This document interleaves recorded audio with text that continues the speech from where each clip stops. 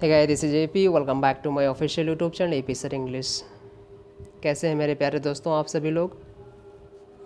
उम्मीद है आप सभी लोग अपना अच्छे से ख्याल रख रहे होंगे, अच्छे से रिवीजन कर रहे होंगे, अपने ग्रे एरियाज़ पर फोकस कर रहे होंगे, जो वीक पॉइंट है जहाँ पर आपको वर्क करना था, काम कर रहे होंगे आप। दोस्तों मोटिवेटेड रहिएगा, पॉजिटिव रहिएगा, मेंटली स्ट्रांग रहिएगा मेरे दोस्तों, क्योंकि ये स्ट्रांगनेस आपको वीक नहीं होने देगी, आपको कमज़ोर नहीं बनाएगी, आपको जो मोटिवेशनल लेवल है उसे कम नहीं होने देगी, आपको डिमोरलाइज नहीं करेगी। और यही स्ट्रांगनेस आपको आपके गोल को अचीव करने में बहुत हेल्प करेगी। सो गाइज़, पेपर डिस्कस करने से पहले मैं आपको बताना चाहूँगा कि दोस्तों ये सीरीज़ जो एसएससी सीएचएसएल की है, तकरीबन एक हफ़्ते पहले हम लोगों ने स्टार्ट किया था, और उसी सीरीज़ का ये नवा पेपर आज हम लोग डिस्कस करने जा रहे हैं, जो कि 6 अगस्त 2021 को 3 to 4 PM में हुआ था। आप सभी देख पा रहे होंगे फ्रेंड्स। ये है एसएससी सीएचएसएल सीरीज़ 2020, और आप जो एग्ज़ाम देंगे 2021 का 2022 में देंगे। पेपर डिस्कस करने से पहले हमेशा की तरह एक दो लाइन मैं बोलना चाहूँगा जो मुझे बहुत ही अच्छी लग रही हैं और आपको भी अच्छी लगेंगी। सुनिएगा। घायल तो यहाँ हर एक परिंदा है, घायल तो यहाँ हर एक परिंदा है, मगर जो फिर से उड़ सका वही तो जिंदा है। घायल तो यहाँ हर एक परिंदा है, मगर जो फिर से उड़ सका वही तो जिंदा है। ज़िंदगी में आप कितनी भी बार हारें ये मायने नहीं रखता है, क्योंकि आप जीतने के लिए ही पैदा हुए हो। महानता कभी ना गिरने में नहीं होती है मेरे दोस्तों, महानता कभी ना गिरने में नहीं होती है, बल्कि हर बार गिरकर उठने में होती है। अगर आप गिव अप नहीं करोगे, अगर आप कभी हार नहीं मानोगे, तो यकीन करिए मेरे दोस्तों, दुनिया की ऐसी कोई भी ताकत नहीं है जो आपको रोक सके, जो आपको हरा सके, आपके गोल को पाने में बाधा पहुंचा सके। बहुत सी बाधाएं आएंगी, बहुत सारे पॉइंट्स आएंगे, बट आप अपना मोटिवेशनल लेवल है उसे मेंटेन रखिएगा, बना के रखिएगा। तो पेपर डिस्कस करने से पहले ये बातें मुझे बोलनी थी और मैंने बोल दिया। अब हम शुरू करते हैं पेपर डिस्कशन। थोड़ा सा एडजस्ट कर लेते हैं, फिर शुरू करते हैं। चलिए, क्वेश्चन नंबर 1 आप बताइए क्या होगा। ये 1 वर्ड सब्स्टिट्यूट है, बताना है आपको। यहाँ पर एक स्टेटमेंट है और उसके 4 ऑप्शन है, उसी 4 ऑप्शन से आपको सिलेक्ट करना है। लिखा है a strong interest in something or someone, a strong interest in something or someone. दोस्तों मेरा वीडियो क्यों देखना चाहिए? वीडियो देखना इसलिए चाहिए क्योंकि मैं आपको क्वेश्चन और आंसर तो बताता हूँ, साथ ही साथ उससे रेलेवेंट जो पॉइंट होते हैं वो ज़रूर बताता हूँ, जो बहुत ही आपके लिए ज़रूरी है, जानना बहुत ज़रूरी है, क्योंकि हर एक चीज़ के पीछे रीज़न होता है, कारण होता है, वो मैं बताता हूँ यहाँ पर। तो एपैथी सबसे पहला ऑप्शन है, एपैथी। सबसे पहले देखिए एम्पैथी और सिंपैथी में, तो मैंने एक वीडियो बना रखा है अपने इसी यूट्यूब चैनल पर, empathy, what is the difference between empathy and sympathy. There is a huge difference between these 2 words. ध्यान देखिएगा गाइस, आपको ये डिफरेंस अगर जानना है, हालांकि थोड़ा सा इमोशनल वीडियो मैंने वो बनाया है, बट अगर आप उसे ज़रूर जाकर देखिएगा, तो अगर देखेंगे तो आप यकीन करिए कभी आप इनके डिफरेंस को नहीं भूल पाएंगे। तो आप मतलब मैं आपसे यही गुजारिश करूंगा कि अगर आप इनके डिफरेंस को जानना चाह रहे हैं तो वो वीडियो जाकर देख लीजिएगा, प्लेलिस्ट में पड़ा है। एपैथी का मतलब क्या होता है? लैक ऑफ फीलिंग होती है, लैक ऑफ इमोशन होता है। क्या होता है? एपैथी का मतलब होता है लैक ऑफ फीलिंग, उदासीनता जिसे बोलते हो आप, lack of feeling, lack of emotion, या फिर lack of enthusiasm, lack of enthusiasm. Enthusiasm की स्पेलिंग याद रखिएगा, लैक ऑफ इंथुजियाज्म। इंथुजियाज्म क्या हुआ? ENTHUSI, इंथुजियाज्म, इंथुजियाज्म है ना, enthusiasm, lack of enthusiasm. Enthusiasm means होता है उत्साह, है ना, तो उत्साह की कमी होना, उदासीनता होना, उसे बोलते हैं एपैथी। तो यहाँ पर एपैथी तो आंसर नहीं होगा, आगे देखते हैं। एम्पैथी के लिए मैंने बता दिया। अटैचमेंट मीन्स होती है द फीलिंग ऑफ लाइकिंग, है ना, feeling of liking, feeling of liking उसे बोलते हैं क्या? अटैचमेंट, है ना, लगाव जिसे बोलते हैं, है ना, आकर्षण जिसे बोलते हैं, लगाव है मेरा, उससे अटैचमेंट होता है, उस टाइप से। यहाँ पर लिखा है स्ट्रॉन्ग इंटरेस्ट। अगर ये स्ट्रॉन्ग इंटरेस्ट ना दे रखा होता, स्ट्रॉन्ग वर्ड ना दे रखा होता, तो अटैचमेंट भी कहीं ना कहीं थोड़ा सा लग जाता। बट बेहतर आंसर जो होगा, आपको आंसर सेलेक्ट करना है तो फिक्सेशन हो जाएगा। फिक्सेशन मीन्स होता है अत्यधिक लगाव होना। स्ट्रॉन्ग, है ना, स्ट्रॉन्ग इंटरेस्ट क्या हो जाएगा? A very strong interest, a very strong interest in something, इस टाइप से ध्यान दीजिएगा। इन समथिंग, इंटरेस्ट के साथ इन प्रपोजिशन आता है, ये बात याद रखिएगा, है ना, इन प्रपोजिशन। यहाँ पर मैं जो STH लिखता हूँ इसका मतलब होता है समथिंग, तो इन प्रपोजिशन आता है इंटरेस्ट या इंटरेस्टेड के साथ, ये बात याद रखिएगा। So option number 4 is going to be your right answer, fixation. आगे बढ़ते हैं, क्वेश्चन नंबर 2 देखते हैं। क्वेश्चन नंबर सेकंड में फाइंड करना है पैसिव वॉइस। ध्यान दीजिएगा, लिखा है she has put fresh flowers. Sentence की पार्सिंग कर देता हूँ। शी सब्जेक्ट हो गया, हैज़ हेल्पिंग वर्ब हो गई, हैज़ हैव के बाद हैड के बाद वर्ब की थर्ड फॉर्म आती है जब हेल्पिंग वर्ब बनती है हैज़ हैव हैड। तो यहाँ पर देखिए पुट थर्ड फॉर्म है, क्योंकि पुट की जो तीनों फॉर्म होती हैं वो सेम होती हैं। ये इर्रेगुलर वर्ब है, ध्यान दीजिएगा, पुट पुट पुट होता है, तो इसकी तीनों फॉर्म सेम है। ये फर्स्ट फॉर्म, ये सेकेंड फॉर्म और ये थर्ड फॉर्म है। तो लिखा है she has put fresh flowers. She has put what, fresh flowers. Fresh flowers हमारा एडजेक्टिव हो गया, सॉरी ऑब्जेक्ट हो गया इस वर्ब का। तो जो हमें पता है कि जो हमारा एक्टिव में जो ऑब्जेक्ट होता है पैसिव में वो हमारा सब्जेक्ट बन जाता है। तो फ्रेश फ्लावर्स को उठा लीजिए। अब fresh flowers parts of speech में ऑब्जेक्ट है यहाँ पर, तो वो हमारा सब्जेक्ट बन जाएगा। सेंटेंस का जो टेंस है, टाइम है, वो प्रेजेंट परफेक्ट है, तो टाइम टेंस तो बदलता नहीं है, हमें पता है कि पैसिव इसमें एक्टिव से पैसिव बनाने में। अब देखिए क्या होगा, फ्रेश फ्लावर्स हमारा प्लूरल है, तो प्लूरल है तो प्लूरल वर्ब लेगा प्रेजेंट परफेक्ट टेंस में, और प्रेजेंट परफेक्ट की पैसिव वॉइस में जो हेल्पिंग वर्ब होती है एक्टिव या पैसिव दोनों में।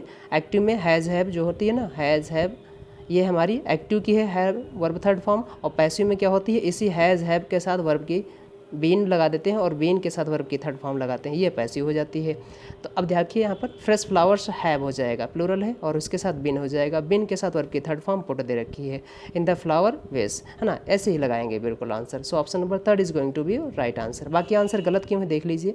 फ्रेश फ्लावर्स आर पुट, इन्होंने प्रेजेंट इंडेफिनिट का पैसिव बना दिया, जो कि टेंस हमारा प्रेजेंट परफेक्ट था, तो नहीं ऐसा हो पाएगा। Fresh flowers has been put, यहाँ पर हैज़ सिंगुलर वर्ड दे रखा है, जबकि सब्जेक्ट हमारा फ्लावर्स प्लूरल है, ये गलत हो गया, है ना। फोर्थ में लिखा है फ्रेश फ्लावर्स आर बीइंग, इन्होंने प्रेजेंट कंटिन्यूस टेंस बना दिया पैसिव, वो भी गलत हो जाएगा, है ना। ये सारे तो सारे के सारे गलत हैं।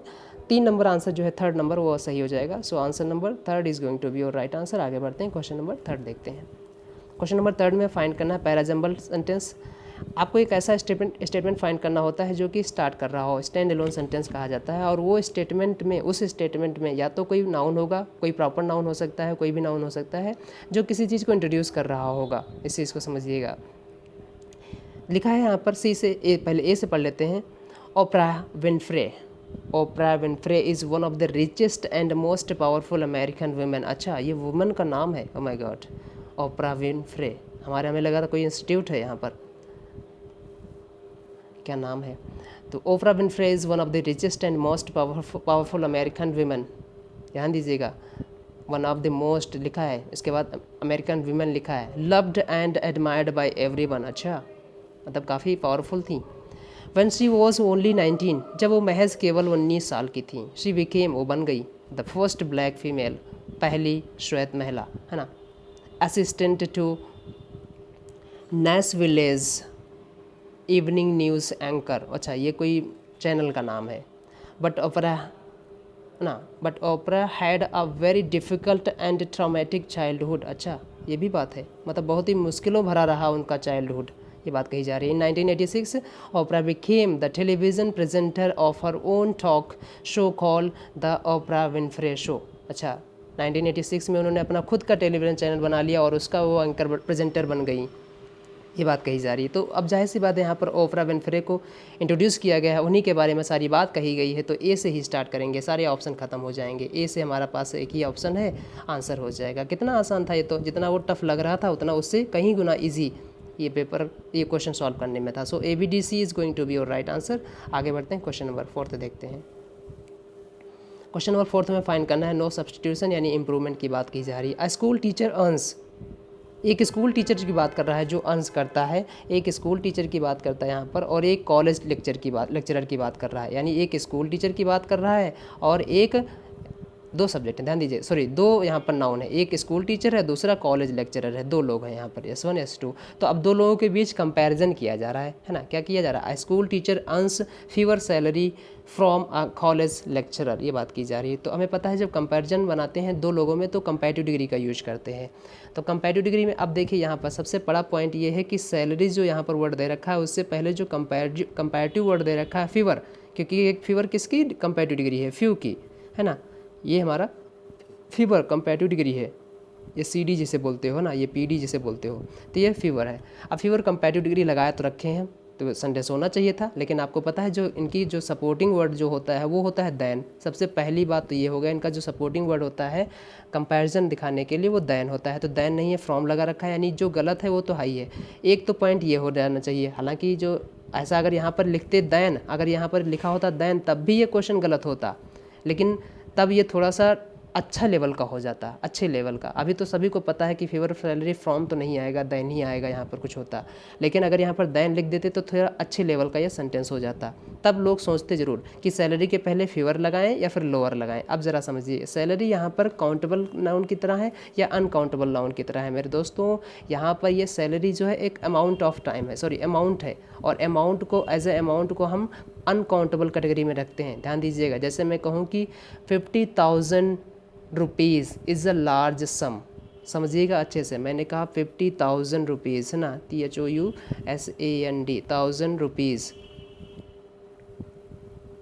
इज़ अ लार्ज सम है ना, इज़ अ लार्ज सम। अब यहाँ पर देखिए इज़ जो है ये लिंकिंग वर्ब होती है, आपको पता है जब इज़ जो है लिंकिंग वर्ब होती है तो ये जब ये मेन वर्ब बन होती है तो ये लिंकिंग वर्ब कही जाती है। लिंकिंग वर्ब अपने बाद कॉम्प्लीमेंट लेती है। कॉम्प्लीमेंट इसका आया है लार्ज सम, और लार्ज सम आया है सम दिखा रहा है, सम दिखा रहा है, दैट मीन्स इसका कॉम्प्लीमेंट जो है वो एक अमाउंट को रिप्रेजेंट कर रहा है। दैट मीन्स ये जो 50,000 हमने लिखा है दिखने में तो ऐसे करेंसी की हमारी 50 करेंसियाँ है ना, 50,000 करेंसियाँ इस टाइप से है ना, ध्यान दीजिएगा, बट ये एक अमाउंट है, एक अमाउंट है तो ये सिंगुलर माना जाएगा। सिंगुलर मानने के लिए ये अनकाउंटेबल माना जाएगा, और अनकाउंटेबल के लिए ध्यान दीजिएगा यहाँ पर अगर बिखराव होता, जैसे मैंने कहा कि 50,000 rupees have been spent on this project. अब यहाँ पर मैंने क्या बोल दिया, 50,000 rupees have been spent on this project, यहाँ पर 50,000 रुपये खर्चा कर दिए गए हैं, तो वहाँ पर बिखराव है, सेपरेशन है, ध्यान दीजिएगा, तो वो प्लूरल हो जाएगा। लेकिन यहाँ पर एज एन अमाउंट यहाँ पर कंसीडर किया जा रहा है, तो अगर एज एन अमाउंट कंसीडर किया जा रहा है तो ये अनकाउंटेबल नाउन हो जाएगा। और अनकाउंटेबल के लिए हम फ्यू की कोई भी फॉर्म नहीं लगाएंगे, ये बात याद रखिएगा। फ्यू की फॉर्म जो आती है वो हमेशा काउंटेबल नाउन के लिए आती है, और इसके बाद जो नाउन आता है वो प्लूरल के लिए कैटेगरी में आता है, ध्यान दीजिएगा। तो हम फिर ऐसे तो कभी नहीं लगाएंगे। अब हम लगाएंगे, अब लोअर लगा सकते थे यहाँ पर, ध्यान दीजिएगा, तो क्या हो जाएगा यहाँ पर देन। अच्छा यहाँ पर लेस लगा सकते थे बट फ्रॉम ना लगाए थे यहाँ पर, ध्यान दीजिएगा, तो लोअर सैलरी देन बिल्कुल सही हो जाएगा, लो लोअर लोवेस्ट इस टाइप से। तो क्या हो जाएगा, option number second is going to be और राइट आंसर। उम्मीद है सबको समझ में आया होगा। आगे बढ़ते हैं, क्वेश्चन नंबर 5 देखते हैं। Select the most appropriate meaning of the given idiom. बात यहाँ पर कही जा रही है टू प्ले विद फायर, आग के साथ खेलने के लिए बताओ क्या होगा। आग के साथ खेलोगे तो नतीजा क्या होगा, जल जाओगे है ना। इफ़ यू, क्या बोलेंगे उसे आग के साथ खेलने के लिए, बताइए भैया। If you play with fire you are going to get burned, अगर आप आग से खेलोगे तो आप जाहिर सी बात है जल ही जाओगे। दैट मीन्स क्या, आप इससे क्या मीनिंग निकाल पाए, इससे मीनिंग यही निकाल पाए कि अगर आप कोई डेंजरस काम करने जा रहे हैं, रिस्की काम करने जा रहे हैं इस टाइप से है ना, आग से खेलना आसान काम नहीं है, डेंजरस काम है। तो यहाँ पर क्या हो जाएगा, आंसर आपका जो हो जाएगा वो आंसर नंबर 3 हो जाएगा। ये तो बहुत ही आसान है, हालांकि इससे रिलेटेड एक और 2 ईडियम है, मैं आपको बताना चाहूँगा। ये तो बहुत ही ईजी ईडियम है ना, दुनिया की हर एक किताब में, यानी इंडियन की हर एक बुक में ये आपको वर्ड मिल जाएगा, बहुत ही लोकल ईडियम है। कुछ और ईडियम है, उम्मीद है आप सुने होंगे इनको भी, अगर नहीं सुने हैं तो ज़रूर इनको सुन लीजिएगा क्योंकि कई बार पूछे गए हैं। स्केट, ध्यान दीजिएगा क्या लिखा है, skate, skate on thin ice, thin ice, skate on thin ice. Thin मतलब जानते हो ना, पतली आइस पर, पतली आइस पर चलना कितना है, बहुत ही डेंजरस है, बहुत ही खतरे भरा होता है। तो वही सेम यहाँ पर मीनिंग देगा, ध्यान दीजिएगा। ये ईडियम पूछा गया है, स्केट ऑन थिन आइस का मतलब क्या है, तो क्या हो जाएगा, स्केट ऑन थिन आइस मतलब हो जाएगा take part in a dangerous undertaking, है ना। जो सेम यहाँ पर जो लिखा है to act in a dangerous and risky way, उसे बोलते हैं skate on thin ice. Thin means होता है पतला, ध्यान दीजिएगा ना, इस टाइप से पतली बर्फ पर चलना ना बहुत ही फिसलती है, ऐसे ही उस टाइप से, तो बड़े डेंजरस होता है। एक ये होता है, एक ईडियम और है, आप सुन लीजिए, सेल, सेल वही सेल जो आप नाव खेलते हो वही से, उसे बोलते हैं sail. Sail close, close to wind, sail close to wind, ये भी कई बार पूछा गया है, सेम मीनिंग इसका यही भी यही है। एक और ईडियम मुझे याद रहता है, वो हालांकि पूछा नहीं गया है, कभी कभी जीडी सॉरी उसमें क्या बोलते हैं स्पीड टेस्ट में पूछ लिया जाता है, keep your head, keep your head down, keep your head down, इसे भी यही मीनिंग हो जाएगा, साम ध्यान दीजिएगा। हालांकि इससे पहले जो 2 मैंने ईडियम बताए उनको जरूर याद रखिएगा, इसको भले ही आप याद ना रखिएगा, छोड़ दीजिएगा। आगे बढ़ते हैं, क्वेश्चन नंबर 6 देखते हैं। क्वेश्चन नंबर 6 में फाइंड करना है यहाँ पर वन वर्ड सब्स्टिट्यूट। अगर again to come to an end, कितना आसान है, to come to an end यानी जिस समाप्ति की कगार पर आ जाए, है ना, उसे क्या बोलेंगे, एक्सपायर होने की कगार पर आ जाए। तो बड़ा ही आसान है, आंसर हो जाएगा क्या, एक्सपायर, है ना। इनिशिएट का मतलब जो होता है स्टार्ट करना, जिसे बोलते हैं कमेंस करना, तो इनिशिएट नहीं हो जाएगा, लिखा है to come to an end दे रखा है यहाँ पर, है ना। इंस्पायर का मतलब होता है ना प्रेरित करना किसी को, तो ऐसा भी नहीं। एक्सेल का मतलब होता है सांस छोड़ना, इनहेल का मतलब होता है सांस लेना, और एक्सेल का मतलब होता है सांस छोड़ देना। जैसे बोलते हैं ना, सांस लिया इनहेल कर दिया, सांस को छोड़ दिया एक्सेल कर दिया, उसे बोलते हैं। सो 6 नंबर का आंसर जो हो जाएगा सेकंड हो जाएगा, बेहद ईजी है। आगे बढ़ते हैं, क्वेश्चन नंबर 7 देखते हैं। क्वेश्चन नंबर 7 में फाइंड करना है एरर, अगर क्या कोई एरर है या नहीं है। देखिए लिखा है एवरी पार्टिसिपेंट, एवरी यहाँ पर क्या है, डिस्ट्रीब्यूटिव प्रोनाउन सॉरी एडजेक्टिव है।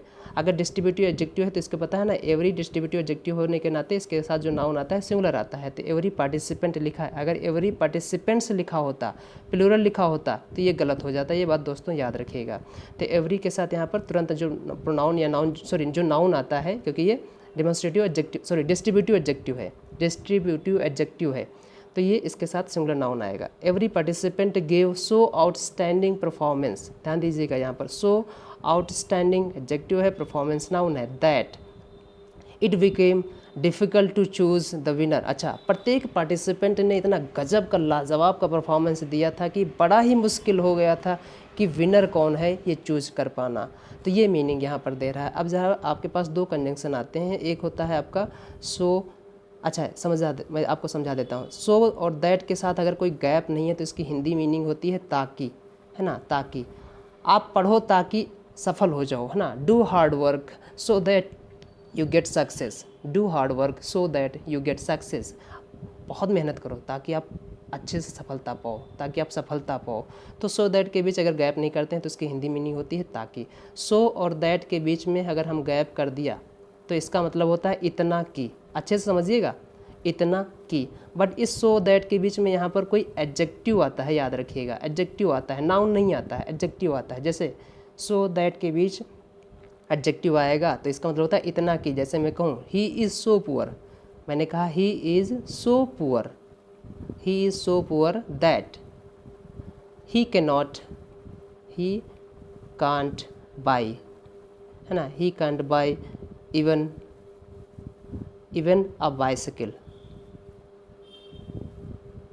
इवन अ बाइसिकल, वो इतना ज़्यादा गरीब है कि, इतना ज़्यादा गरीब है कि वो खरीद नहीं सकता है इवन एक बाइसिकल की, वो मात्र एक बाइसिकल भी नहीं खरीद सकता है। तो इतना की, ध्यान दीजिएगा, इसके बीच क्या आया है, एडजेक्टिव आया है। लेकिन यहाँ पर दे रखा है, अगर आप अच्छे समझ रहे होंगे तो सो आउटस्टैंडिंग परफॉर्मेंस दे रखा है, नाउन दे रखा है।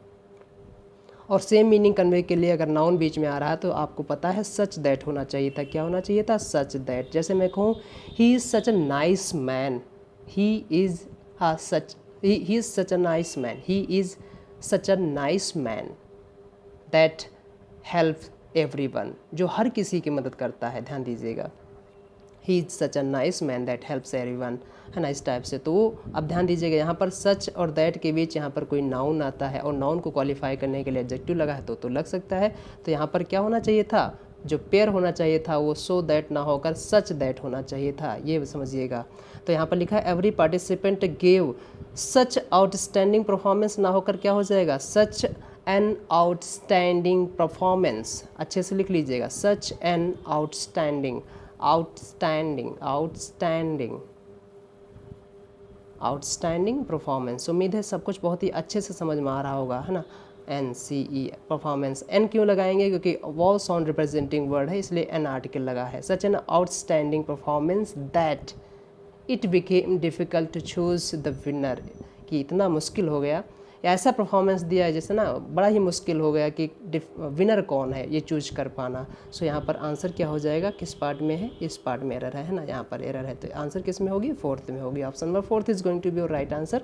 आगे बढ़ते हैं, बाकी किसी पार्ट में एरर नहीं है, सिर्फ पास्ट की बात की जा रही है क्योंकि यहाँ पर गेव दे रखा है, इसलिए पास्ट है, बिकेम है, इधर गेव है, बिल्कुल बात सही है, कोई दिक्कत नहीं है।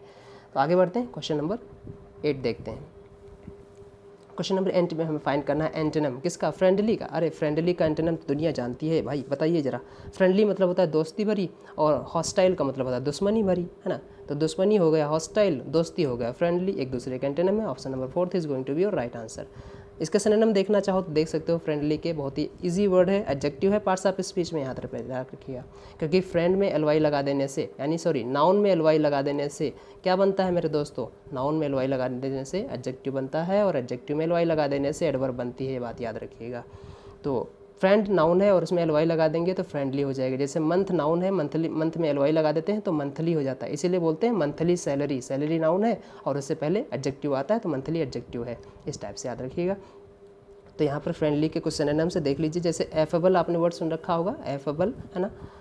आप मेरा वीडियो देखिए, यकीन करिए आप कितना रिवीजन कर पा रहे हैं, कितनी अच्छी अच्छी चीज़ आप सीखने को आपको मिलती है, कितने अच्छे नज़रिए आपके डेवलप होते हैं यहाँ पर।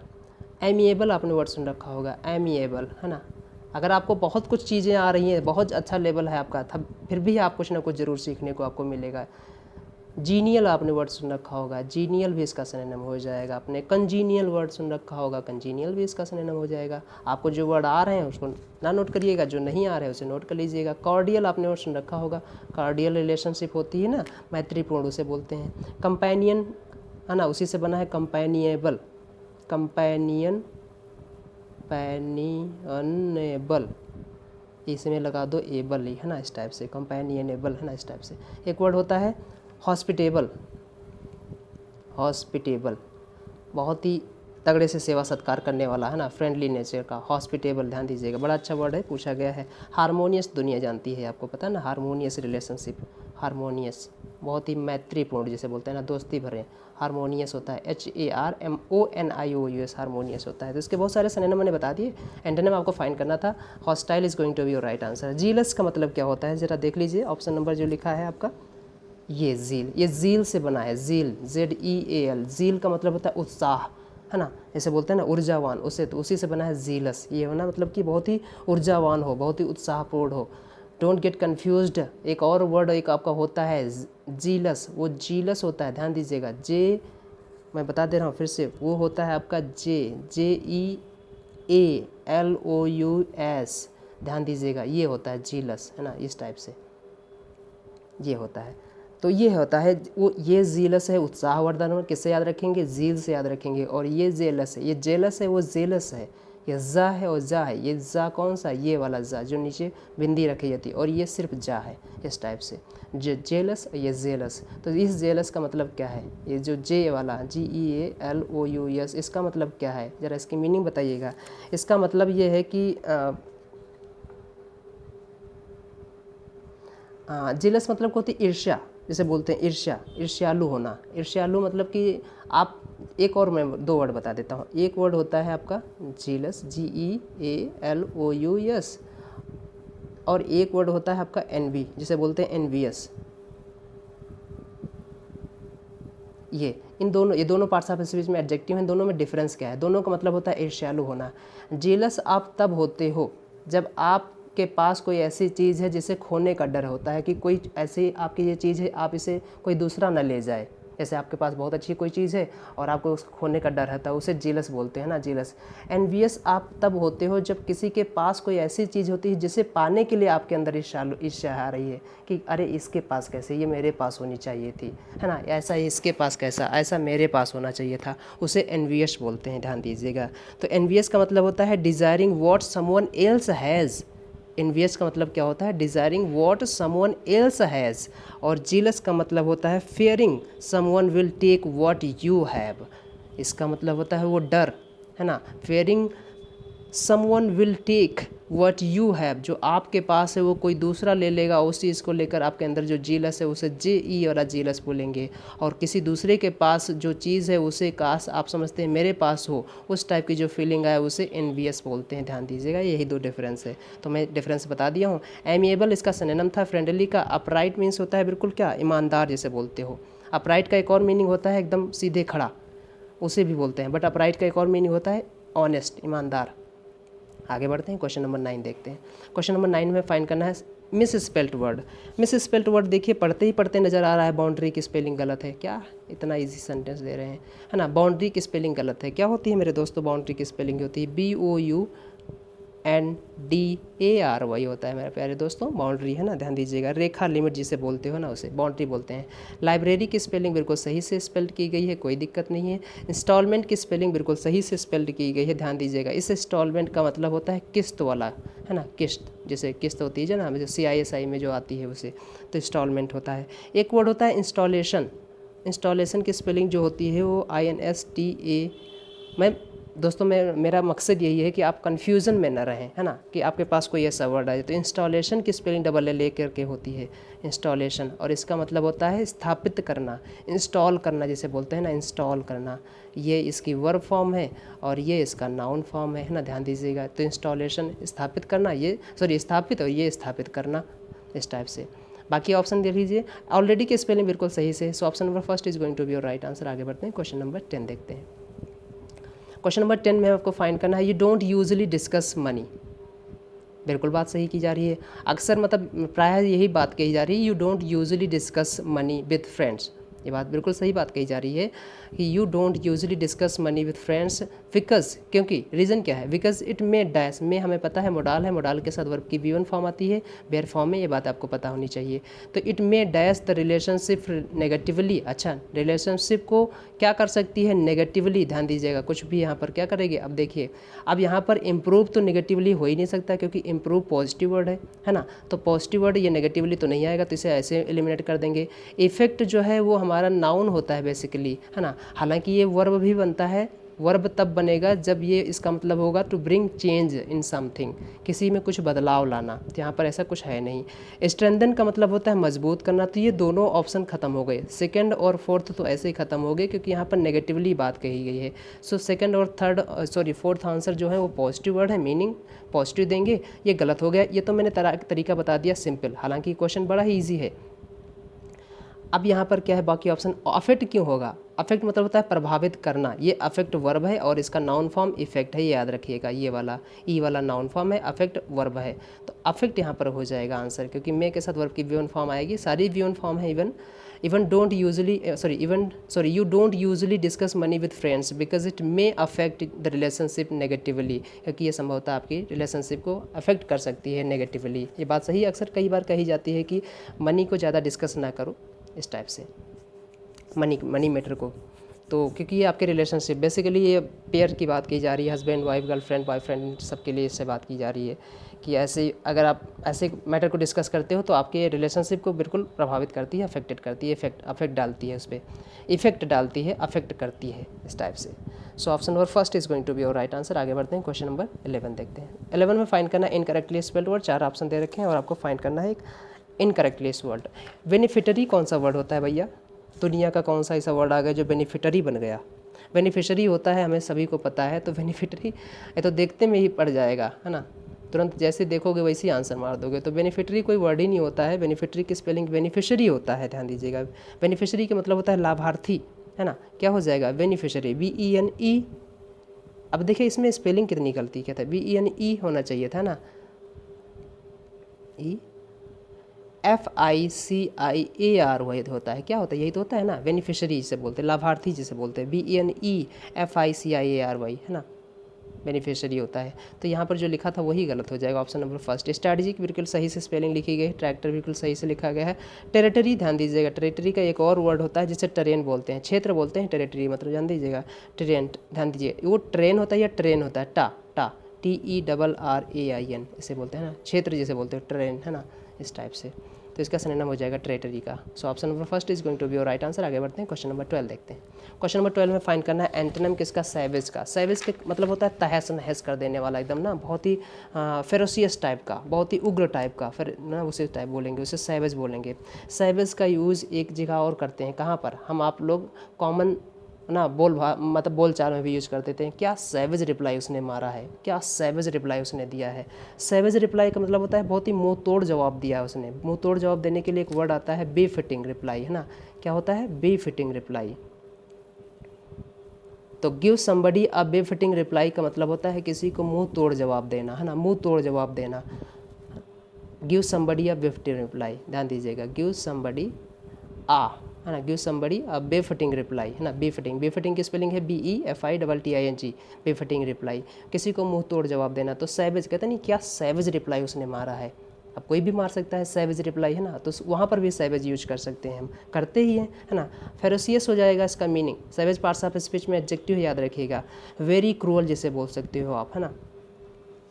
तो क्या हो जाएगा इसका, फेरोसियस हो जाएगा। फियर्स वर्ड आपने सुन रखा होगा, फियर्स, है ना, FIERCE, फियर्स भी इसका सिनोनिम हो जाएगा। टेरेबल भी इसका सिनोनिम हो जाएगा, TERRIBLE, तो टेरेबल भी इसका सिनोनिम हो जाएगा। बहुत सारे सिनोनिम मैंने बता दिए हैं। तो इसका आंसर क्या हो जाएगा, आपको फाइंड करना है यहाँ पर एंटोनिम, तो बताइए कल्चर्ड हो जाएगा, बिल्कुल, है ना, कल्चर्ड, कल्चर्ड पॉजिटिव वर्ड है, यही इसका आंसर हो जाएगा, क्योंकि सैवेज तो नेगेटिव वर्ड है ना। वायलेंट जानते ही हो, ब्रूटल जानते हो, ब्रूटल इसका सिनोनिम हो जाएगा। विशियस भी इसका सिनोनिम हो जाएगा, विशियस बहुत ही घातक, मतलब ब्रूटल भी बहुत ही ना बारबेरिक टाइप का, जिस टाइप से बोल सकते हो, बहुत ही खूंखार टाइप का, उग्र टाइप का, इस टाइप से, हिंसक टाइप का, इस टाइप से, है ना, तो बोलते हैं। तो सैवेज के मैंने सिनोनिम बता दिया, एंटोनिम भी बता दिया। आगे बढ़ते हैं, क्वेश्चन नंबर 13 देखते हैं। 13 में पैराजम्बल क्वेश्चन है, बड़ा से आसान है। ऑप्शन नंबर ए में लिखा है once on an airplane I leaned over to tie my shoelace. अच्छा, आई लीन मतलब क्या होता है बेसिकली बताइए। लीन का मतलब होता है झुकना, है ना, टिल्ट होना जिसे बोलते हैं ना, इस टाइप से, मतलब झुका। I lean over to tie my shoelace, I found myself pinned helplessly. अच्छा, मैंने अपने आप को पाया helplessly in the crash position, unable to move, असक्षम। I always have catastrophe when I travel. अच्छा, मैं कहते हैं मेरे पास हमेशा आपदा होती है जब भी मैं ट्रेवल करता हूँ, मेरे साथ हमेशा आपदा कोई ना कोई घटना होती है जब भी मैं ट्रेवल करता हूँ। तो सी से बढ़ो आगे, सी से बात करो, हाँ सी से बात करोगे, अपनी बात, वो पहली बात कह रहा है तो सी से बात करेंगे। देखते हैं, चलिए। Just at the moment the person in the seat ahead through his seat back into full recline.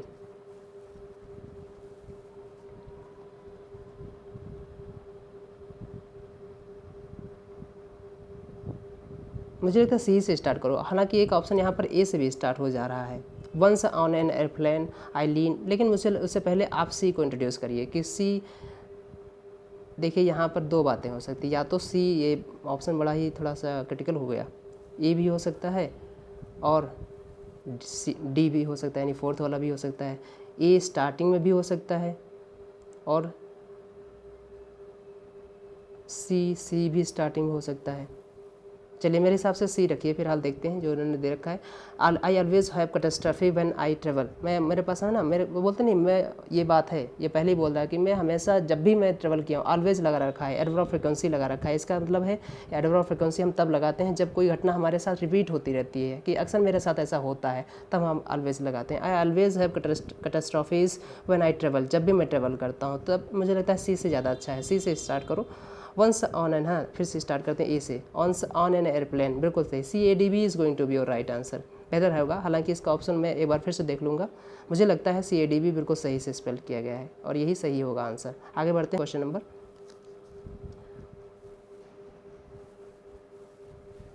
14 देखते हैं। क्वेश्चन नंबर 14 में फाइंड करना है सिनोनिम, किसका सिनोनिम फाइंड करना है, इमिटेट का। इमिटेट का मतलब होता है कॉपी करना, किसी की नकल करना, इसे बोलते हैं इमिटेट करना। जैसे कि अभी देखना, वो एक रंगीला नाम का कोई लड़का है जो मिस्टर PM, है ना, PM सर की मिमिक्री बहुत ज़्यादा करता है, जो मोदी जी की बहुत ज़्यादा मिमिक्री करता है उस टाइप से, तो उसे इमिटेट करना बोलते हैं, कॉपी करना बोलते हैं, नकल करना जिसे बोलते हैं ना, मिमिक्री करना जिसकी बोलते हैं, इस टाइप से। बहुत सारे ऐसे हमारे आर्टिस्ट हैं जो मिमिक्री करते हैं और अपनी रोजी रोटी कमाते हैं उसी बेस पे, तो उसे बोलते हैं इमिटेट करना, कॉपी करना, किसी के जैसा होने का। तो इसके सिनोनिम क्या होंगे आप समझ लीजिए। एक वर्ड होता है इमुलेट, यहाँ पर वर्ब है, ध्यान दीजिएगा, इमिटेट करना वर्ब है, पार्ट्स ऑफ स्पीच में। इमुलेट वर्ड आपने सुन रखा होगा, इमुलेट, इमुलेट इसका सिनोनिम हो जाएगा। कॉपी बहुत ही लोकल वर्ड है, कॉपी, कॉपी भी इसका सिनोनिम हो जाएगा। मिमिक भी इसका सिनोनिम हो जाएगा, मिमिक, मिमिक इसका सिनोनिम हो जाएगा। सिमुलेट आपने वर्ड सुन रखा होगा, सिमुलेट, सिमुलेट भी इसका सिनोनिम हो जाएगा आपने। लैम्पून तो लग सकता है, लैम्पून भी थोड़ा सा दूर का सिनोनिम हो जाएगा, लैम्पून भी किसी का मजाक उड़ाना होता है ना। और एक वर्ड होता है प्ले, पैंटोमाइम, आपने वर्ड सुन रखा है, पैंटोमाइम, है ना, पैंटोमाइम, थोड़ा सा आया नहीं, देख लीजिएगा। तो ये इसके सिनोनिम हो जाएंगे। बाकी ऑप्शन देख लीजिए, डिसरिगार्ड इसका सिनोनिम नहीं होगा, इफेक्ट प्रभाव नहीं होगा, इनलाइटन किसी को सद्बुद्धि देना है ना उसे बोलते हैं, तो इनलाइटन भी नहीं होगा। So mimic is going to be synonym of this word imitate का। So option number 4 is going to be your right answer. आगे बढ़ते हैं, क्वेश्चन नंबर 15 देखते हैं। क्वेश्चन नंबर 15 फाइंड करना है, सेंटेंस इंप्रूवमेंट की बात की जा रही है। दी वर्कर्स यूनियन, ध्यान दीजिएगा यहाँ पर लिखा है वर्कर्स। जब भी हम नाउन में एपोस्ट्रोफी लगाते हैं, अगर वो नाउन में कोई हिसिंग साउंड आ रहा है तो उसका जो एपोस्ट्रोफी लगता है, एपोस्ट्रोफी विदाउट एस लगता है। दो एपोस्ट्रोफी बनाते हैं ना, एक होता है एपोस्ट्रोफी विद एस और एक होता है विदाउट एस, है ना, इस टाइप से केवल लगा देंगे। तो ये भी हमारे होते हैं पजेसिव शो करने के लिए, जो हम बताते हैं केस एंड अपोजिशन, यानी जब हम केसेस पढ़ाते हैं नाउन में तब यहाँ पर सिखाते हैं आपको ये बातें। तो यहाँ पर लिखा है the workers union has threatened. Threatened अब ध्यान दीजिएगा, थ्रेटन्ड हो गया यहाँ पर, जैसे थ्रेटन आ जाए, डिक्लाइन आ जाए, रिफ्यूज़ आ जाए, तो इनके साथ 2+V1 लगाते हैं, क्योंकि 2+V1 ये हमारी इंडेफिनिट की प्रेजेंट फॉर्म होती है, जो किसी एक्शन को रिप्रेजेंट करने के लिए यूज की जाती है, जो मेन वर्ब के बाद हुआ होता है या होता है, होने को होता है, उसे बोलते हैं ना 2+V1। तो आपको पता है सबसे पहले आप धमकी देंगे तभी तो वो एक्शन करेंगे। जैसे किसी को मारना है तो सबसे पहले उसे धमकी देते हो कि मैं तुम्हें मार दूंगा, तो धमकी देने का काम पहले किया, मारने का काम बात करोगे, तो इसीलिए बोलते हैं आई थ्रेटन टू किल यू, या ही थ्रेटन्ड मी टू किल मी, है ना, इस टाइप से। तो यहाँ पर ध्यान दीजिएगा 2+V1 आना चाहिए था, 4+0 नहीं आना चाहिए था। अच्छा देखिए कितना आसान, ये मैं क्वेश्चन कहूँगा ये अच्छा क्वेश्चन है, अच्छे लेवल का क्वेश्चन है, क्योंकि लोग अगर लोगों का कौन बोलते नहीं, अगर लोगों की क्लैरिटी नहीं होगी तो यही समझेंगे कि प्रपोजिशन के बाद वर्ब की ING फॉर्म आती है और सही हो जाएगा, जो कि सही तरीके से लिखा भी गया है। बट आपको ये बात यकीन करके पता होना चाहिए, कॉन्फिडेंस लेवल आपका मेंटेन रखना है और आपको अपना जो ना क्लैरिटी है उसे मेंटेन रखना है, कि जैसे थ्रेटन्ड आ जाए, डिक्लाइन आ जाए, रिफ्यूज़ आ जाए, ऐसे बहुत सारे वर्ड्स हैं, इनके साथ हम इन्फिनिटिव का यूज करते हैं, 2+V1 फुल इन्फिनिटिव का, याद रखिएगा। क्यों 2+V1 का यूज करते हैं मैंने बता दिया है, इस चीज़ को समझिएगा। तो यहाँ पर 2+V1 होना चाहिए। दी वर्कर्स यूनियन हैज़, अच्छा यहाँ पर हैज़ किसकी वर्ब आई, क्योंकि यूनियन यहाँ पर सिंगुलर है, ध्यान रखिएगा। अगर कन्फ्यूज़न है तो इसे ऐसे भी लिख सकते हैं, कैसे, इसे लिख सकते हैं द यूनियन ऑफ वर्कर्स, है ना, दी वर्कर्स भी लगा सकते हो, the union of the workers, है ना। अब देखिए, अब यहाँ पर प्रोपोजिशन के बाद ये इसका ऑब्जेक्ट हो जाएगा, है ना। हालांकि ये जो प्रोपोजिशन है पजेसिव वाला प्रोपोजिशन है, ध्यान दीजिएगा। ऑफ प्रोपोजिशन क्या क्या शो करता है, पोजीशन, रिलेशन, है ना, सिलेक्शन, इस टाइप से। तो यहाँ पर जो मेन नाउन हमारा क्या है, यूनियन, और यूनियन पार्ट्स ऑफ स्पीच में सिंगुलर है, जो सब्जेक्ट हो जाएगा, इसलिए हैज लगा रखा है, ध्यान दीजिएगा। तो ये समझते रहिएगा, ऐसा मत समझिएगा कि यहाँ पर वर्कर्स दे रखा है प्लूरल तो यहाँ पर हैव होना चाहिए, ऐसा कुछ नहीं, है ना। यहाँ पर वो एडजेक्टिव फॉर्म है, एडजेक्टिव की वर्ब नहीं होती है, नाउन की वर्ब होती है। The workers union has threatened for going to an indefinite strike की जगह पर होना चाहिए the workers union has threatened to go on strike, ध्यान दीजिएगा, to go on an indefinite strike, बिल्कुल सही। Option number 3 is going to be your right answer, समझिएगा, option number 3 is going to be right answer. आगे बढ़ते हैं, question number 16 देखते हैं। क्वेश्चन नंबर 16 में फाइंड करना है ईडियम, क्या मीनिंग है, यहाँ पर लिखा है organic food seems to be in vogue, sorry organic food seems to be in vogue. मुझे वेग से याद आ गया, क्योंकि एक और वर्ड होता है इन वेग, मैं ज़रा पहले उसे क्लियर कर देता हूँ। VAGUE होता है, यहाँ पर ओ है, इसके जो प्रोनाउंसिएशन होगा वो ओ से होगा, और इसका जो प्रोनाउंसिएशन है वो ए से है, वे, है ना, इस टाइप से, वे से है। तो इन वेग का मतलब क्या होता है, सबसे पहले ये समझ लीजिए, जो यहाँ पर जो मैंने लिखा है इसका मतलब होता है not clear, something that is not clear. In vague मतलब अस्पष्ट, है ना। और इस इन वोग का मतलब है जो चीज़ फैशन में हो, जो चीज़ आज के दौर में हो, चल रही हो, उसे बोलते हैं इन वोग। तो अच्छे से याद रखिएगा, कंफ्यूज मत होइएगा इनमें बीच में, मैंने डिफरेंस बता दिया। इन वेग का मतलब होता है अस्पष्ट होना, नॉट क्लियर, है ना, नॉट क्लियर, क्रिस्टल ना होना, ध्यान दीजिएगा, उसे बोलते हैं। और इन वोग का मतलब होता है फैशन में होना, इन फैशन, इसे बोलते हैं इन फैशन, इन फैशन में होना उसे बोलते हैं इन वोग। और ये वो है और ये वे है, याद रखिएगा। तो इसका मतलब क्या हो जाएगा, फैशन में होना, कोई चीज़ चलन में होना, इस टाइप से बोलते हैं। So option number 4 is going to be your right answer. आगे बढ़ते हैं, क्वेश्चन नंबर 17 देखते हैं। 17 में फाइंड करना है indirect speech, sorry direct find करना है, क्योंकि इनडायरेक्ट लिख रखा है। चलिए देख लेते हैं थोड़ा सा एडजस्ट करके।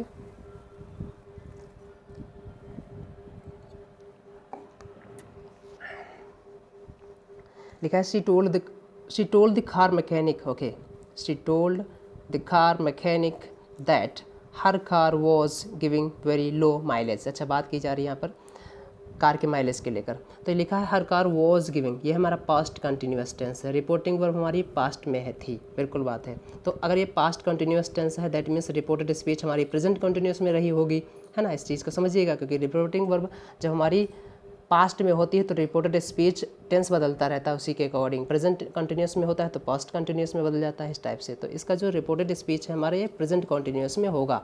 ये बात समझ में आ गई ना, ऐसे ही पढ़ा करो जैसे मैंने बताया।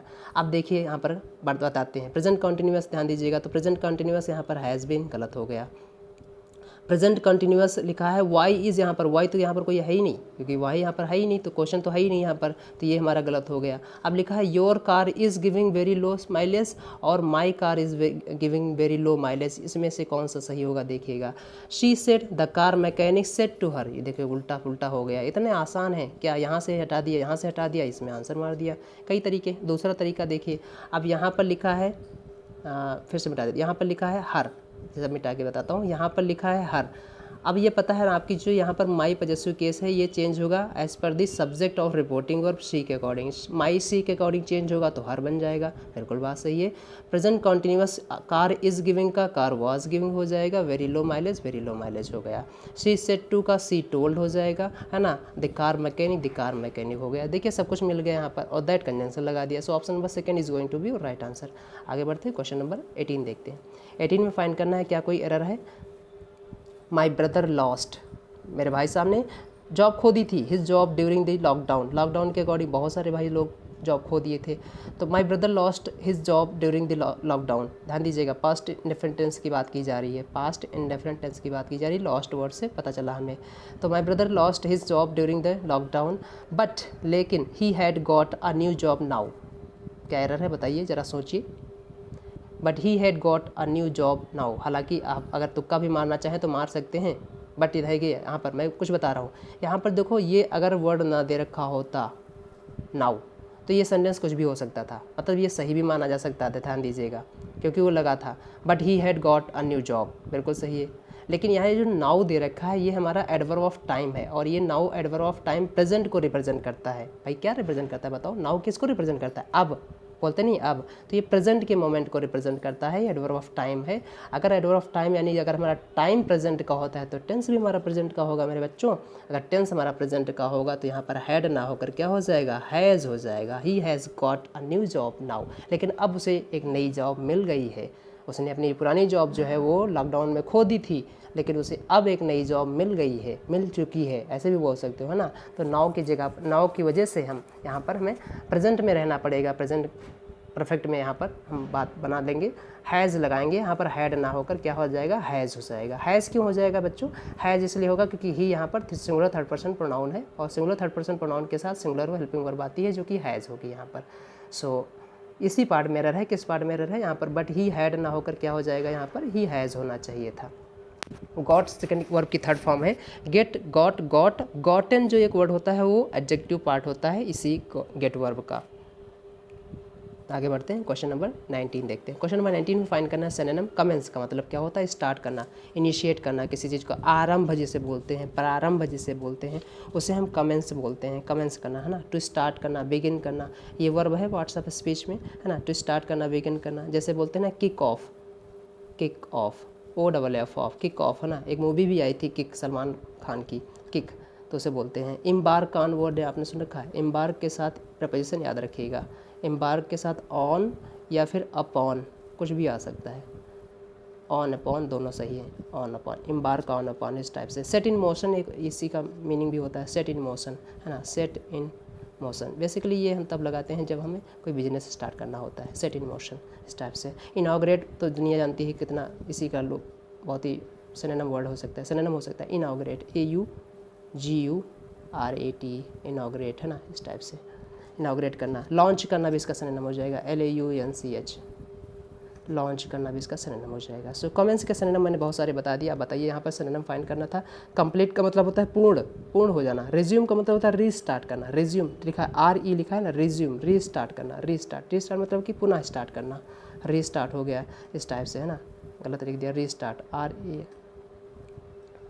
रीस्टार्ट, START, रीस्टार्ट हो जाएगा। रिकमेंस बोल सकते हो, कमेंस के पहले आप RE लगा दो, रिकमेंस इसका सिनोनिम हो जाएगा, है ना, रिकमेंस।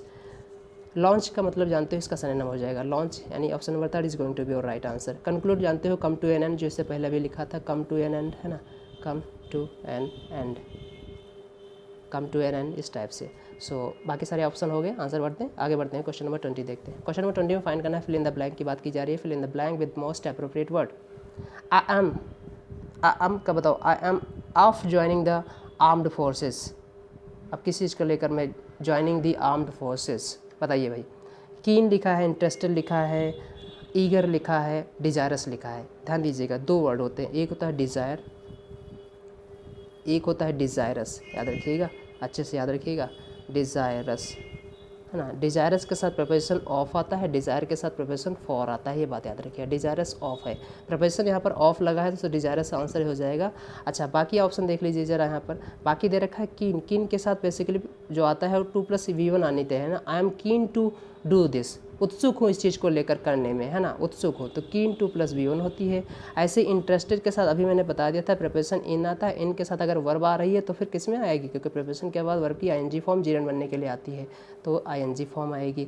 अच्छा, ईगर के साथ भी वही हाल है, ईगर टू होता है, आई एम ईगर टू, इसके पहले बी आएगी, बी की फॉर्म आएगी, है ना, आई एम ईगर टू, तो 2 + V1 होती है, ध्यान दीजिएगा इस टाइप से। डिजायरस के साथ प्रिपोजिशन ऑफ लगा है तो ये सही हो जाएगा, I am desirous of joining the arm forces, ध्यान रखेंगे इस चीज़ को। So option number 4 is going to be your right answer. आगे बढ़ते हैं, क्वेश्चन नंबर 21 देखते हैं। जंबल्ड है, ध्यान दीजिए, लिखा है। जंबल को करने के तरीके, सॉल्व करने के तरीके, एक बार पैसेज को अच्छे से पढ़ जाइए और फिर आप बिना ऑप्शन के उसे समझने की कोशिश करिए और देखिए टोन कैसी है, पॉजिटिव है, नेगेटिव है, क्या मीनिंग दे रही है, आप समझिए उसे, है ना। तो लिखा है द लिटिल प्रिंसेस, छोटी राजकुमारी, प्यारी बच्ची, है ना, बड़ी अच्छी बात की जा रही है। द लिटिल प्रिंसेस, बहुत ही छोटी प्यारी राजकुमारी, सेड, कहा, the little princess said, I shut you in a golden cage because, I shut you, मैंने बंद कर दिया। शट मतलब होता है बंद करना, शट शट शट तीनों फॉर्म जानते हैं, सेम होती है। तो I shut you in the golden cage because, cage means होता है पिंजड़ा, जैसे बोलते हैं जहाँ पर जो एनिमल्स है, जो छोटे छोटे पक्षियाँ हैं उनको रखे जाते हैं, उन्हें केज बोलते हैं, पिंजड़ा। तो I shut you, the little princess said, छोटी बच्ची ना राजकुमारी टाइप की, वो उसने कहा, I shut you in a golden cage because, क्योंकि I wanted to have you all to, अच्छा, मैं चाहती थी आप सभी को क्या अपने पास रखना चाहती थी, हिमसेल्फ रखना चाहती है, हर सेल्फ, माई सेल्फ। अच्छा बताइए यहाँ पर क्या लगाएंगे, हर सेल्फ तो नहीं लगाएंगे, माई सेल्फ लगाएंगे, क्योंकि आई का पॉजेसिव केस रिफ्लेक्सिव में माई सेल्फ होता है। देखिए क्या लगा, इट सेल्फ तो नहीं होगा, हिम सेल्फ नहीं होगा, हर सेल्फ नहीं होगा, क्या हो जाएगा, माई सेल्फ हो जाएगा। तो ये मीनिंग क्या कन्वे कर रहा है, I shut you in a golden cage, मैंने आपको सुनहरे पिंजरे में इसलिए बंद करके रखा था बिकॉज, क्योंकि I wanted to have you all to my self, क्योंकि मैं आप सभी को अपने साथ रखना चाहती थी, क्योंकि मैं आप सभी को अपने पास रखना चाहती थी, इसलिए मैंने आपको गोल्डन केज में बंद किया था। किसी चिड़िया की बात की जा रही है ना, किसी चिड़िया को बंद किया होगा, छोटी प्यारी बच्ची ने ऐसा कहा। आई नेवर न्यू, मैं कभी नहीं जानती थी, इट वुड मेक यू, कि ये चीज़ जो मेरा आपको पिंजड़े में बंद करना, it would make you so unhappy, इतना मतलब नाखुश कर देगा, मैं ये कभी नहीं जानती थी। देखिए लिखा आई लव यू, मैं बहुत चाहती हूँ आपको, आई लव यू डू लिखा है, आगे डैश नंबर सेकंड में क्या लिखा होगा। आगे बढ़ते हैं, क्वेश्चन नंबर सेकंड देखते हैं, बड़ा अच्छा पैसेज लग रहा है। हाँ लिखा है, अब लिखा है सेकंड में, I love you dash to grant you freedom and let you be happy in your dash. ध्यान दीजिएगा, मैं आपको तो इतना तो ज़रूर चाहती हूँ कि मैं आपको ग्रांट कर सकती हूँ, ध्यान दीजिएगा। तो so much enough, so much to grant, I love you so much, इतना ही अगर होता तो बात सही बन जाती है, लेकिन आगे हमें वो उस इन्फिनिटिव को भी जोड़ना है, और इन्फिनिटिव आई तो आपको पता है एनफ के साथ वर्ब की भी 2 + V1 फॉर्म आती है। वही बात आपको पढ़ा चुका हूँ, ये बातें है ना, कि एनफ के साथ 2 + V1 आती है। I have enough money two by this car, I have money enough two by this car, ये भी सही है, दोनों सही है ना, इस टाइप से। He is kind enough to help you, he is kind enough to help you, इस टाइप से, है ना। तो 2 + V1 आता है, इसके साथ 2 + V1 आगे दे रखा है, तो यहाँ पर एनफ बेटर चॉइस हो जाएगी। अगर यहाँ पर आगे वर्ड ना हमें कनेक्ट करना होता तो आई लव यू सो मच बोल सकते थे, हाँ मैं बहुत प्यार करती हूँ आपको, लेकिन I love you enough to grant you freedom, मैं आपको इतना तो ज़रूर पसंद करती हूँ कि मैं आपको फ्रीडम ग्रांट कर सकती हूँ, है ना, ग्रांट कर देंगे इस टाइप से। एंड लेट यू बी, और आपको जाने दूंगी, लेट यू बी हैप्पी, खुश होने दूंगी, इन योर, कहाँ, अब आपके वर्डिंग में तो होगा, चिड़िया की बात की जा रही है। सो आगे बढ़ते हैं, क्वेश्चन नंबर 23 देखते हैं। Late you be in your way, अपने रास्ते में, आपके अपने रास्ते में, ध्यान दीजिएगा, बिल्कुल सही है ना, इन योर वे, पाथ नहीं, टर्न नहीं, केज नहीं, केज पिंजरे में थोड़ा ना, पिंजरे से बाहर कर देंगे तो केज कैसे लगाएंगे, केज तो वैसे नहीं हट जाएगा, पाथ टर्न नहीं, वे बेटर ऑप्शन है, ध्यान दीजिएगा। Happy, B happy in your way, है ना। देन शी ओपन, तब उसने ओपन कर दिया, द केज, पिंजड़ा, देन शी ओपन, तब उसने ओपन कर दिया, क्या ओपन कर दिया, पिंजड़ा को, पिंजड़े को जो ना गेट हो उसे ओपन कर दिया। Then she open the cage and let out the dash little bird, आहा, let out the dash little bird. अब जैसे सी बात है, जब बर्ड जो हमारी चिड़ियाएँ हैं ना, चिड़िया हैं, अगर उनको बंद कर दिया जाए तो वो टेरिफाइड हो जाती हैं, बड़ी भयभीत हो जाती हैं, तो उसी भयभीत चिड़िया की बात की जा रही है। Then she open the cage and let out the dash little girl, यहाँ पर हमें कोई एडजेक्टिव देना पड़ेगा, तो टेरिफाइड होगा या टेरिबल होगा, टेरिबल नहीं होगा, बहुत ही खतरनाक नहीं, टेरिफाइंग बहुत डरावनी, टेरिटराइजिंग बहुत ही ना आतंक फैलाने वाली नहीं, टेरिफाइड मीन्स भयभीत। तो भयभीत चिड़िया जो थी उसे जाने दिया, है ना, भयभीत चिड़िया थी जो जाने दिया, जैसे पिंजरे में बंद कर लिया था, और जिसकी वजह से वो अनहैप्पी हो गई थी, और जिसकी वजह से वो लड़की माफ़ी मांग रही थी, या कह रही थी कि मुझे ऐसा नहीं पता था कि मेरा आपको बंद करना पिंजरे में आपको अनहैप्पी कर देगा, वो सब बातें हैं। तो टेरिफाइड थी वो चिड़िया, है ना, इस टाइप से। द बर्ड सेड, चिड़िया ने कहा, क्या कहा, आई विल कम बैक, मैं वापस आऊँगी, टू सिंग यू, गाना गाऊँगा आपके लिए, you the dash songs I know, the dash songs I know. आगे बढ़ते हैं, क्वेश्चन नंबर 25 देखते हैं।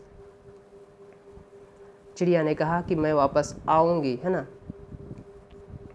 लिखा है I will come back to sing you the, ऑप्शन देख लेते हैं, लिखा है यहाँ पर मोस्ट लवलियर, नहीं, आपके पास पता है ना, लवली की अपनी डिग्री होती है, तो हम इसके साथ मोस्ट नहीं लगाएंगे, इसकी अपनी डिग्री होती है ना, लवली, लवली बोलते हैं ना, लव, लवलियर, लवलियस्ट, इस टाइप से। तो लवलियर जहाँ पर कंपैरेटिव डिग्री है और इसके साथ ध्यान दीजिएगा, तो लगाएंगे नहीं, जो लिखा है गलत है। Much lovely double positive degree है, भी नहीं लगाएंगे। मोर लवली, लवली की अपनी कंपैरेटिव डिग्री होती है, तो लवलियर लगाएंगे, ध्यान दीजिएगा। तो यहाँ पर लवलीएस्ट हो जाएगा। अच्छा, लवलीएस्ट ही क्यों लगाएंगे जरा देखिएगा, क्योंकि आर्टिकल दा दे रखा है यहाँ पर, है ना, और आर्टिकल दा जो है सुपरलेटिव डिग्री के साथ लगता है। तो I will come back to sing you, वैसे भी मीनिंग भी निकल के आ रही है, I will come back to sing you, मैं आऊँगा वापस आपके लिए, और आपके लिए कौन सा गाना गाऊंगी, the loveliest song I know, जो सबसे बेहतर, सबसे प्यारा सॉन्ग जो मैं जानती हूँ वो आपके लिए गाऊंगी। And flee away into the blue, और आसमान, नीले आसमान में उड़ गई, ये कहते हुए। तो कितना अच्छा है। इसी की वजह से, इसी के साथ साथ हमने एक और पेपर डिस्कस कर लिया। अब मिलेंगे अगले वीडियो में। अपना ख्याल रखिएगा, अपना कॉन्फिडेंस लेवल मेंटेन रखिएगा मेरे प्यारे दोस्तों, इसे तो किसी हाल में नीचे नहीं आने देना है। आपका जो है ना कॉन्फिडेंस लेवल क्या होता है, आपका जो बेसिक ने कॉन्फिडेंस लेवल ऐसे बढ़ा, एकदम से बढ़ा और एकदम से धराशायी हो जाता है, ये मत होने दीजिएगा, है ना। हम लोगों का कॉन्फिडेंस लेवल ऐसे ही गिर जाता है, और खासकर एग्जाम के दिनों में तो और ही, है ना। कोई जरा सा पॉइंट हुआ, तुरंत हम लोग यहाँ पहुँचे और तुरंत यहाँ पर आ गए। आप एसटी देते हो, डिस्कस मतलब जैसे कोई आपने मॉक टेस्ट दिया, बड़े अच्छे नंबर आ गए तो बड़े ही खुश, और जरा सा नंबर आए तो और सोचने लगते कि हाँ, लुढ़क जाता है आपका जो कॉन्फिडेंस लेवल है। ये न मत होने दीजिए, है ना। मेंटेन रखिए। एसटी कभी ऊंची नीची होती रहती हैं, ये तो पेपर है ही है, कभी कम कभी ज़्यादा, कभी कम कभी ज़्यादा, बट अपना कॉन्फिडेंस बना रखिए कि हमने जो पढ़ रखा है वो हमारे लेवल का है और हम सिलेक्शन उसी से ले सकते हैं। तो मिलते हैं नेक्स्ट वीडियो में, तब तक अपना ख्याल रखिएगा। जय हिंद मेरे दोस्तों।